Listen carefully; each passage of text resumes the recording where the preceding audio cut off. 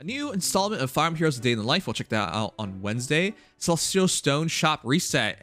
Hey, yeah, we get another Formosoul. Right. Remember, the next one is in 6 months. Go ahead and exchange those Celestial Stones, everyone. Yeah, let me see.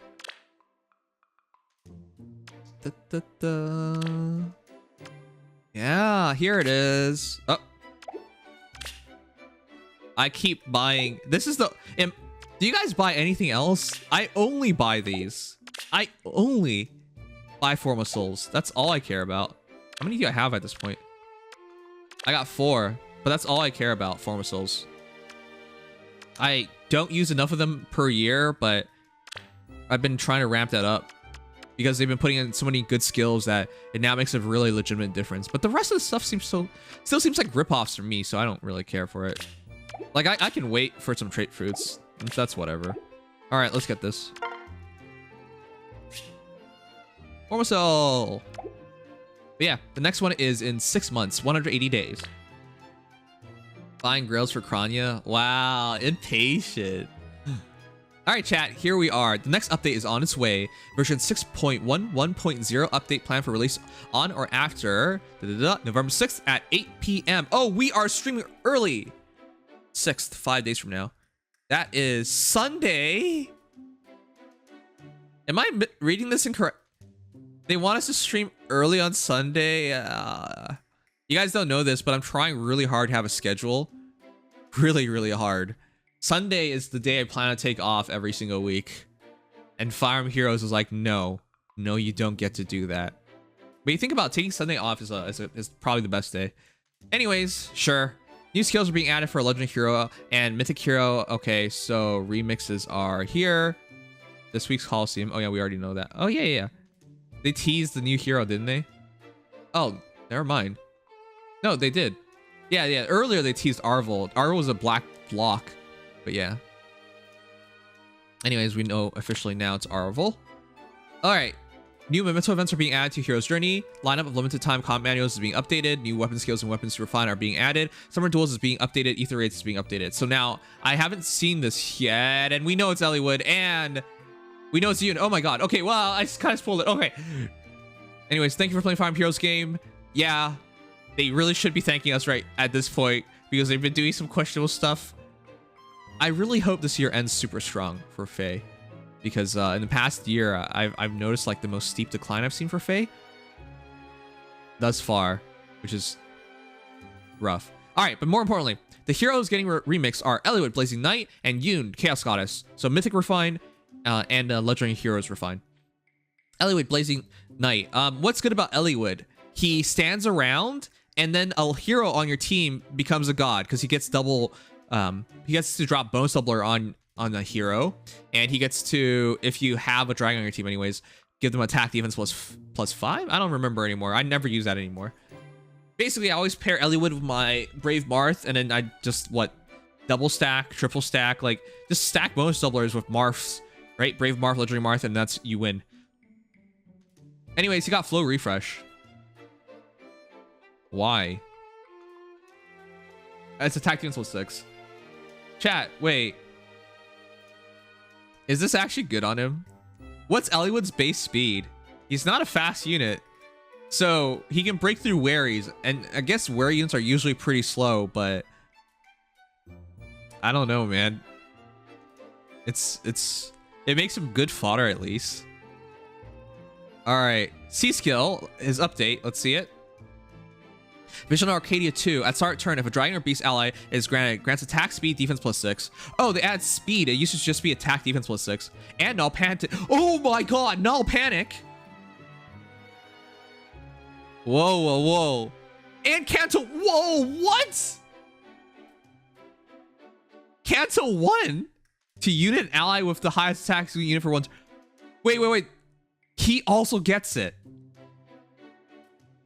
Chad, do you realize how insane that is? Okay, flow refresh makes more sense to me now because I'm like, why would I want to charge my Eliwood into the battle? Sure, he might get a kill, but then he'll die because he's stuck in battle. No, well, cancel 1. He has a chance of getting out of it. And as Marth's partner, okay, maybe not Legendary Marth, but Brave Marth getting null panic, awesome. Which means Brave Marth only has to worry about lulls. But panics are no longer a problem for Brave Marth. And then additionally, Brave Marth getting cancel 1 is crazy because he can just like go in and attack. Oh, I'm so down for this. Eliwood paired with Brave Marth is a great combo, but Eliwood paired with Geralt? Geralt? How about Holst? Like those free to play heroes would benefit greatly from Visions of Arcadia too. And the cancel 1 is to unit an ally with the highest attack. Wait a second, this potentially means you could put cancel 1 on. Wait, this could get really interesting. Cancel 1 on a hero that you wouldn't normally expect to have cancel on. Like, you could put cancel 1 potentially on, like, what, a Freya? No, seriously. If you run Freya, who's a beast unit, and Eliwood together, she doesn't want to remove her beast slot because of the perf skill, but the only thing she lacks is Canto, and now you can give her Canto, and also attack speed, defense +6, and no panic. I'm just spitballing some ideas here, but that's pretty impressive, and that's it. I think that's fair. They added 6 more stats in speed, added null panic, and added Canto. So, oh, also the stats are to himself now. Wait. Correct me if I'm wrong, chat. He also gets attack speed, defense +6, null panic, and Canto. So it's not just attack defense +6. He's not just a support unit anymore. He might be able to fight. Wow. Okay, this is a pretty big update. What do you guys think? I think I was really underwhelmed by Flow Refresh, but now I understand. I was hoping he would get, you know, some way to retreat. But for him to get Flow Refresh and have Canto, it's nice. So I was hoping for Trace, but now it doesn't matter. Anyways, with that said, I'm impressed. This makes Eliwood potentially a stronger unit. Wait a second. His weapon is also getting refined. Could he potentially give himself bonus doubler? Wait a sec, chat. Could he potentially give himself bonus doubler? Because if he does that, attack speed, defense +6, then he functions much better as well. He might actually be a fighter now. Wow. I'm down for this. This is nice.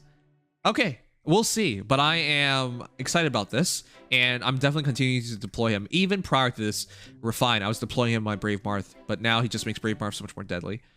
But of course, you guys have your own heroes you can use, and you'll make them deadly as well. Yune, what's your favorite thing about Yune, chat? Yune seemingly shows up on every Micaiah. And why is that my favorite thing? You know, Yune shows up more of Micaiah than as herself. By far, because there's only one Yune, and there's like 6 Micaiahs, and every Micaiah has Yune, so this is the most spoofed hero in the game. What? Okay, to be clear, Yune looks like a kiddo, but she's the Chaos Goddess. She's been around for a very, very, very long time, as long as Ashera has. And the fun thing about her is she speaks. It's like a subversion of expectations. You look at her, you have your mindset on how she is, but she subverts all those expectations. But I do like Yune, but not in a weird way. Okay, anyway, she got attack res unity. Wow, this is not hard to guess. I should have said my guess first, but this is not hard to guess. Yune's A slot was what? It was Bond, wasn't it? Nobody used it. Everybody switched over to like Deathblow or something. Correct me if I'm wrong. It's been forever. I don't use Yune anymore, but I do have like a +3 Yune.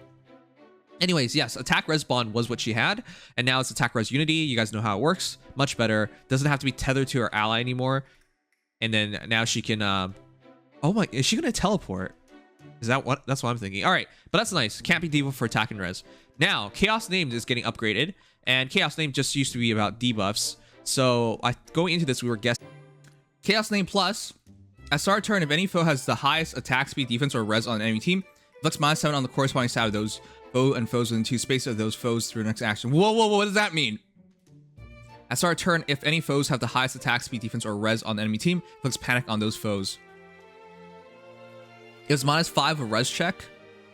It was a 3-lane ploy. Chaos Name was a 3-column ploy. Okay, that's a huge change then. It is now unavoidable. She will hit you with this. This makes her much more deadly. For those who forgot, her weapon needs a debuff on the enemy hero for it to auto double. and get extra stats, right? Again, this character got phased out because she was very not good, which sucks because I have her at +3, I think, or +2 at least. Yes, now it's a debuff splash, and additionally, does it mean like heroes nearby her also get hit by it? Long story short, it went from ploy to chill. It went from ploy to chill, but is it like Gunthra and Creed's like splash chill, right? Like nearby allies also get hit by the same things. I don't know if that's what it means, because it says on corresponding stat of those foe and foes within 2 spaces of those foes through the next actions. From my understanding, this means, for example, if your highest attack hero is like Asker, and so Asker is getting hit by the chaos named attack variant of it, he's now attack -7, but every ally near him by 2 spaces also gets attack -7. And then if there's the fast hero, say like Freya on the team as well, she drops the speed -7 on Freya, and every hero near 2 spaces of Freya also gets by -7. Is that what it is? It's like she's jizzing all over them with her chills. But it's multiple flavors of jizz. Is there a better way of like phrasing this? It's like it's like taking multiple different shots, if you know what I mean. No, that's horrible. There were some theories that her remix was delayed so that she could be given a tier 4 chill. I guess it wasn't wrong, just that said skill is her perf. A more busted version of Plegian Dorothea. Yeah, it's much more busted than Plegian Dorothea, that's for sure. That's huge, because you can easily hit the entire enemy team with stuff now. It's so hard to avoid this. Hey, which heroes need a debuff on them for them to function perfectly? It would be interesting around like a debuff team, right? Like Morgan, Aversa, those are free-to-play heroes. And then you run Yune. Who else was there? Oh yeah, Letizia. Letizia would love this, makes things really easily.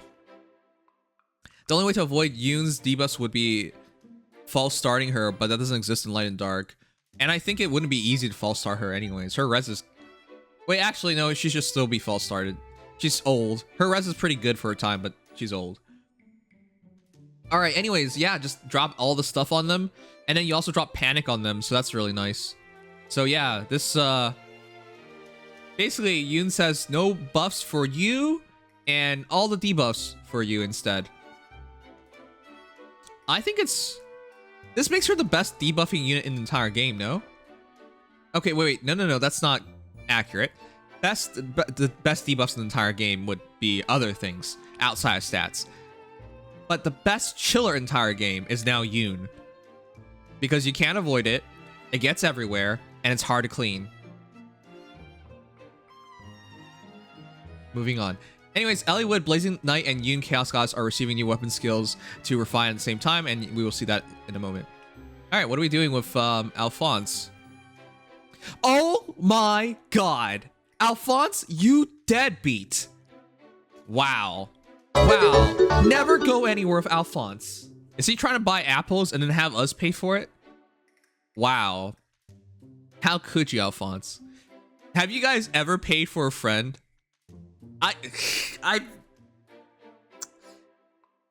Listen.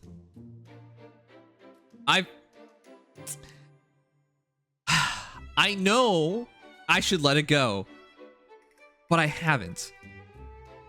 In my first Smash 4 Smash tournament, back when I was a student at Ottawa, I shouldn't tell you, at university, I went to the tournament with this guy called Everest, and I lent him a controller because he likes Smash and I like Smash, and we found out about Smash and we're like, oh, let's go.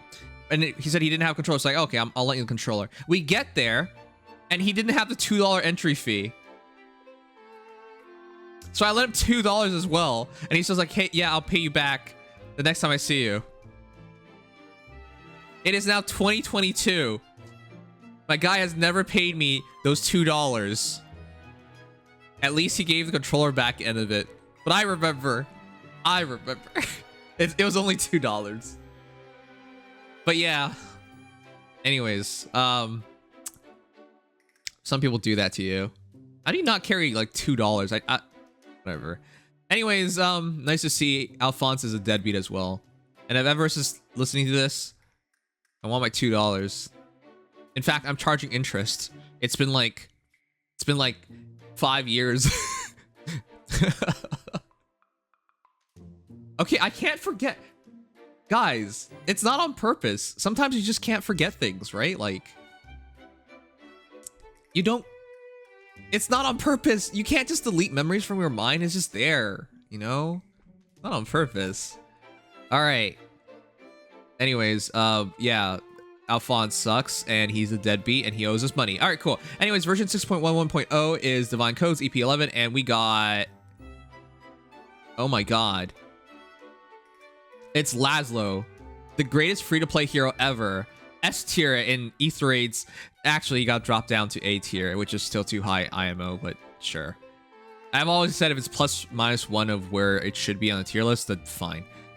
But no, memes aside, why is Laszlo there? What is he? He has Axe Breaker, I guess? Whatever. Anyways, if somebody's crazy, I guess you grab the Laszlo. But hey, it's the kiddo. What's his name again? What was he good at? I don't remember what it was. I don't remember anymore.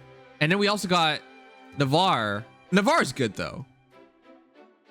Ewan. What was he good about? Serpentome? I don't remember him having anything useful. I remember him being like one of those heroes that we were like, oh well, I guess he's in the game now. He has good stats, to be clear, but no, we didn't really care. This is one of the heroes that probably should have been a 4-star. All right, Ewan, 166 BST, 38 HP, 37 attack, 33 speed, 23 defense, 35 res. Yeah, those are very pedestrian stats. Base kit, Roar Serpent Plus. Nobody uses Roar Serpent, only crazy people. Have you guys ever seen a... I mean, I've seen it. I've seen a Henriette user replace her base weapon with Roar Serpent. Because of course that makes sense. No, it does not make sense. Glacies, Swift Stance 2, okay, and Sabotage Speed 3. At least if someone gets Ronin, it's a good fodder path, I guess. Because to date, Ronin has been Wait, does anybody else have this? I'm gonna double check. I don't really care about Ronin either. So yeah, Ronin has Swift Stance 3, so you can get Swift Stance 1 and 2 from Ewan, and then Swift Stance 3 from Ronin, and then get Joint Drive Speed as well. And Rally Speed Res Plus. Makes the Ronin fodder much better is what I see from this. So I would still pick up Ewan if I were you guys, because Ronin sucks. Oh wait, Tatiana has it. Okay, never mind. I forgot Tatiana has it. In fact, I forgot Tatiana exists. We have a guy who shows up in our stream called Tatiana Master. Good thing he's not here. All right, anyways. Sorry, yeah, my bad. Okay, but more importantly, it's about the Navarre. So for those who don't know, Navarre has Ninja Yari plus Flashing Blade 4 and Lull Speed Defense 3, which means potentially you can get Ninja Yari 1, 2, and then Flashing Blade 3 and 4. Or you can get Flashing Blade 1, 2, 3 off of like Summer Yogurt, and then get Flashing Blade 4, Lull Speed Defense 1, 2, and 3 as well. There are good combos off him. He's good. He's good. We also have Larum, and we have Comb. All right, moving on. Here's our weapon profile. Chat. It is time. It is time. Our first dual hero refine is in the game. Hector.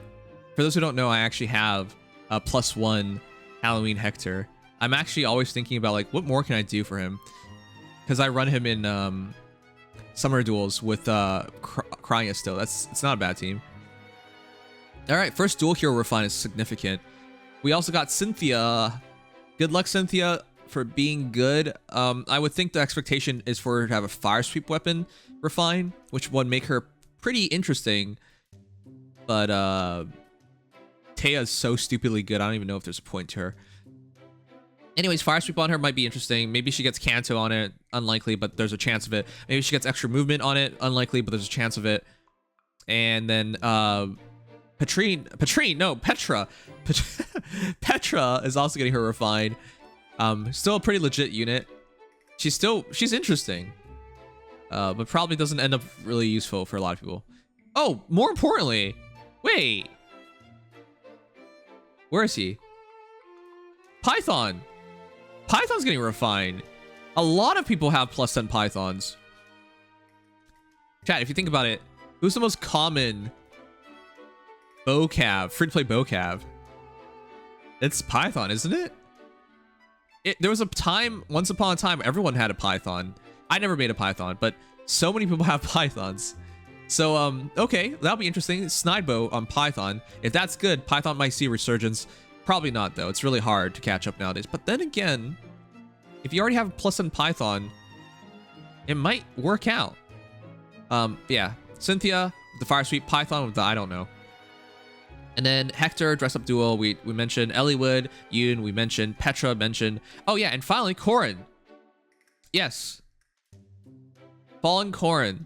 Fallen female Corrin. Because they did Fallen Tiki last month. They finally squeezed her in. So the Fallen refines have been pretty good thus far. So I'm looking forward to this one. So, but yeah, basically she's supposed to be outnumbered and then she gets extra stats. But unlike the male Corrin, she doesn't get like a special ability on top of that. So it'll be interesting to see what she gets. But yeah, the Stomachache girl. It'll be interesting because with Howling Corrin out, we really know what a good Corrin looks like now. And Legendary Corrin was good at time. Anyways, looking forward to all of these. I'm probably most excited about the dual hero because that's I don't know how you can make. To be honest, no, seriously, chat. Which one do you guys think they'll struggle the most with? Because I expect Eliwood to get bonus doubler, right? That's fine. I guess I expect Yune to teleport. They gave me another one, so I had to build him 035559441. And we kind of know what Cynthia would get because it's Fire Sweep weapon. But yeah, I don't know. She probably is gonna get a lot of stats. But every Corrin thus far, right? Like Dream Corrin, Great Refine. And then, of course, the new Corrin is really good, just straight up. And Legendary Corrin is not bad, but on her release was really good. So Corrins have a high standard, female Corrins anyways, have a high standard to meet. So I expect her to be amazing. We'll see. I don't either get true damage on special or just plus 7 damage on hit. All right, we'll see. Anyway, Southern Duels being updated. Favorite level to 2500. Great. Whatever. Ether rate speed. Oh! Chat. Healing Tower to level 10. How much HP is that? 50? The point is, you better kill. You better kill. Or whatever you just left alive is fully healed now. You needs Brave Attack to be good. That'd be interesting. If they're debuffed, she can double. Sorry, she normally doubles, but if they're debuffed, she auto doubles. That'd be interesting on you. 55? Okay, it's 50 or 55 HP. The point is, you better get the kill in Ether Raids, otherwise they're full healing. 2 new songs are being added: Concert Hall Ships and Homes from Fire Emblem Blazing Blade, and Preparations Union from Fire Emblem Shadows of Valentia. Cool, cool. And then additional heroes will be available. Oh, Holst is already here? Wow. Oh, also Mordecai, I'm sorry. I'm just so excited about Holst. Oh my god. That's my next grill hero. Plus 10. Holst. Even though it feels weird to replace Brave Marth, I'm gonna do it for Holst. That's 5 extra points. And then I'll eventually get the Dr. Eggman as well, which will be another 5 extra points on the team. Or 5 extra points. Holst. So there is a point to getting Holst, chat. If you're like, well, I already have Yenfei or something. No, you gotta remember, you can make a really good scoring team for Arena Assault, for example, right? Holst is available. Dr. Eggman's available. So that's 190 and 195. And then you got Yenfei, which is 185. And I guess Mordecai's 190 as well. But you can make a really high scoring, like a 190 average team for Arena Assault, all with free to play, with Grails as a free to play hero. And that would allow you to challenge for top 1K. Would it actually? I missed out just top 1K in AA recently by just like 30 ranks. It was 15 ranks when I finished a battle. But I was basically, if I had one more point, I would have made it in. I think for me anyways, this is important because it'll allow me to be top 1K. But yeah, I do recommend grabbing these heroes if you care about maximizing AA gains, because top 1K in AA is 15 extra flowers over top 3K. But yeah, there's RNG there and whatnot. Anyways, whatever. Other changes, we will add filters to the skill search function on the equip seal screen. Cool. We will revise some of the animations for Lloyd. Why? Who uses Lloyd? What kind of fix is that? That's just so random. Wait, it's like the Tharja fix, right? Like she was missing the shadowing. I don't. That was all right. Lloyd, for those who forgot, was a release hero. Like, was he released? No, he was GHB. So within the first couple of months is what I remember. They're just fixing his animation because there's some clipping going around, is what I understand. Okay. I was hoping they would just fix everything because he's ugly. He's really, really ugly, which is unfortunate because Lloyd's cool. All right. Anyways, they'll fix some issues with animations in her hero's journey. Sure. There are times when unnecessary graphics are displayed when you have Sharina Spring Princess in your team and you peer into the world mirror and a long period of time passes. Who found out about that? Who was the weirdo who put Sharina, Spring Princess, in their team and just watched them in the world mirror for a very long time?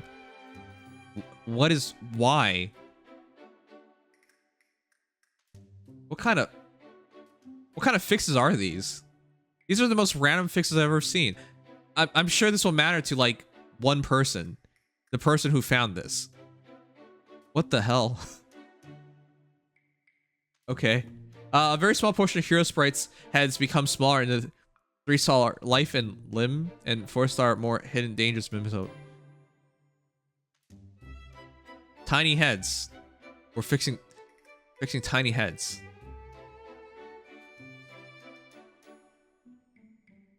I'm blown away. What the hell are these fixes? What is going on? Do they suddenly have nothing to do at IS and they're like, let's fix these outstanding issues that don't matter? Okay, I'm always happy that they're making fixes, but they're okay.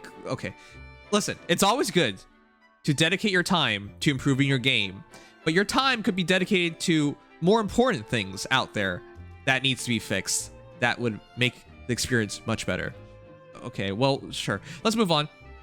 Resolve an issue that prevents Tiki Legend Dragon, Tiki Torpid Dragon from equipping the Go Divine Tiara accessory.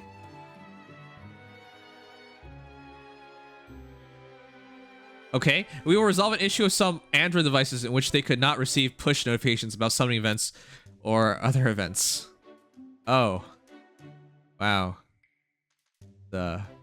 I guess that affects their money. Anyways, that's all the news about the update. What kind of garb? What is this? If they did this every single month, I wouldn't say a thing. But it feels like they're trying really hard this month and they spent all their time on weird stuff. Anyways, we hope you continue to enjoy playing Fire Emblem Heroes. This is the weirdest list of changes I've ever seen in this game. What did you guys think? What are you excited about? I'm excited about Eliwood and Yune. I have...